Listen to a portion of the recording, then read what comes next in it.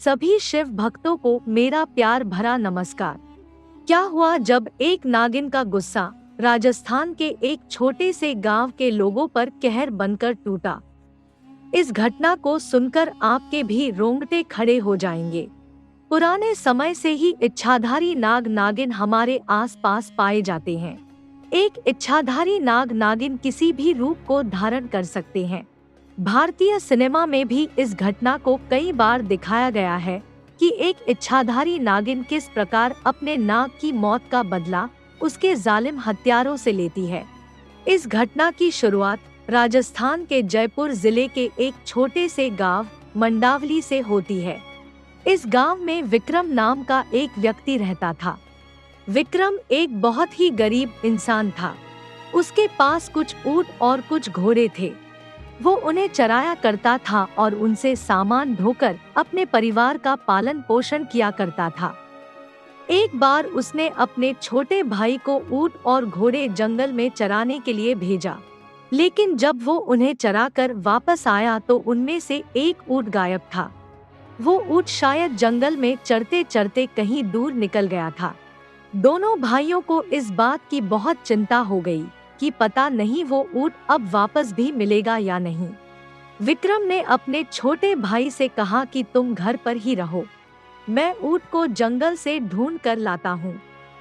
शाम का समय था और विक्रम ऊंट को ढूंढते ढूंढते जंगल के बहुत अंदर तक पहुँच गया, लेकिन उसे वो ऊंट कहीं भी नहीं मिला।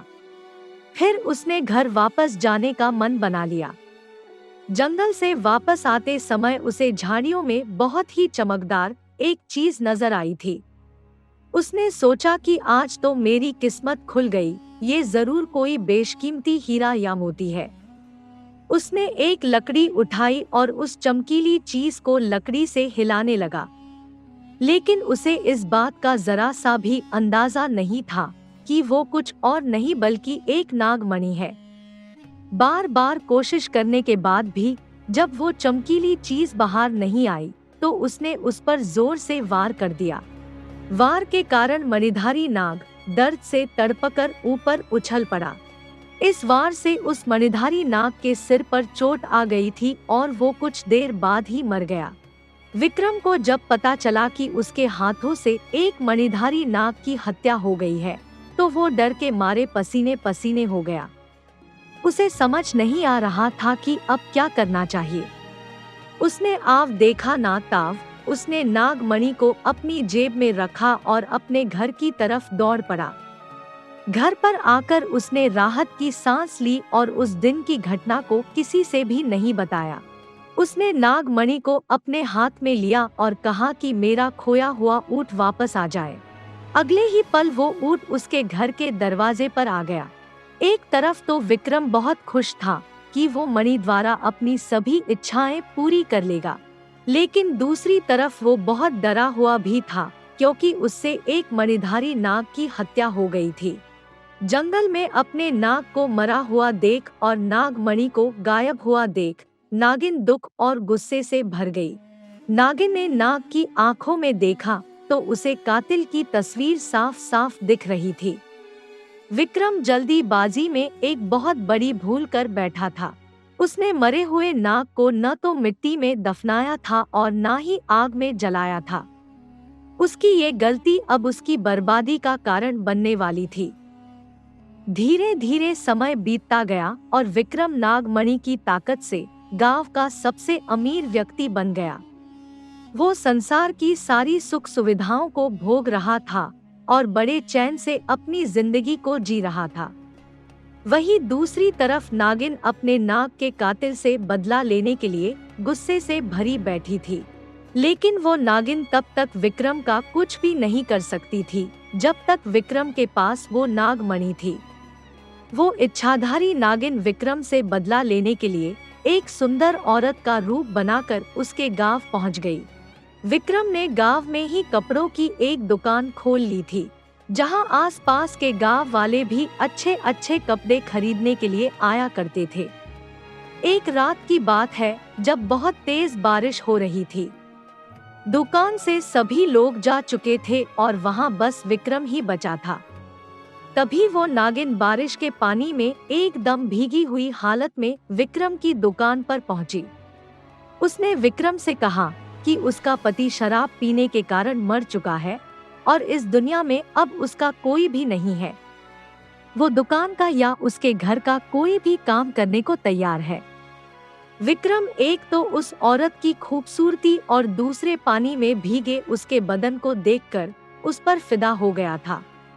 वो तो बस उस औरत से अपनी हवस को मिटाने के लिए मन ही मन में सोचने लगा। विक्रम ने उसे दुकान में काम दे दिया और दुकान का एक कमरा भी उसे रहने के लिए दे दिया। विक्रम दुकान बंद करके अपने घर वापस आ गया और वो खूबसूरत औरत दुकान के कमरे में ही खाना खाकर सो गई। रात में विक्रम को नींद नहीं आ रही थी। उसके दिमाग में तो बस उस औरत की खूबसूरती और भीगा बदन बार बार आ रहा था। इच्छाधारी नागिन का रचा हुआ खेल अपना असर दिखाना शुरू कर चुका था। विक्रम से रहा ना गया और वो रात में वापस दुकान पर आ गया। इच्छाधारी नागिन उसे देखकर समझ गई कि ये हवस का पुजारी मेरी इज्जत को डसने के लिए आया है। लेकिन विक्रम को नहीं पता था कि उल्टा उसको ही वो नागिन डसने वाली है। विक्रम ने पहले तो उससे गोल मोल बात की और फिर अपने प्यार का इजहार किया। नागिन तो इसी बात का इंतजार कर रही थी। नागिन ने भी हाँ कर दी और इसके बाद विक्रम ने उसे अपनी बाहों में भर लिया। लेकिन नागिन ने उसे झटक कर अपने से दूर कर दिया।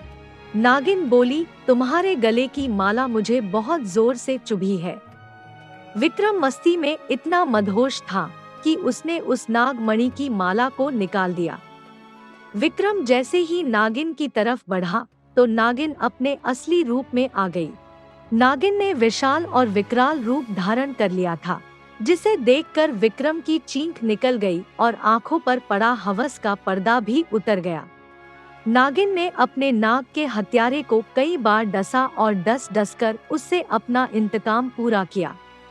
विक्रम को उसकी गलती और औरत की इज्जत पर हाथ डालने की बहुत बड़ी सजा मिली थी। इसलिए आप भी जीवन में कभी भी इच्छाधारी नाग या नागिन को मारने की गलती ना करें और ना ही कभी एक औरत की इज्जत से खेलने का विचार मन में लाएं। इस घटना के बारे में आपके क्या विचार हैं? हमें कमेंट बॉक्स में जरूर बताएं। वीडियो को लाइक करना और चैनल को सब्सक्राइब करना ना भूलें। मैं जल्द ही एक और घटना को आपके लिए लेकर आऊंगी। तब तक के लिए आप सभी को हर हर महादेव और नमस्कार।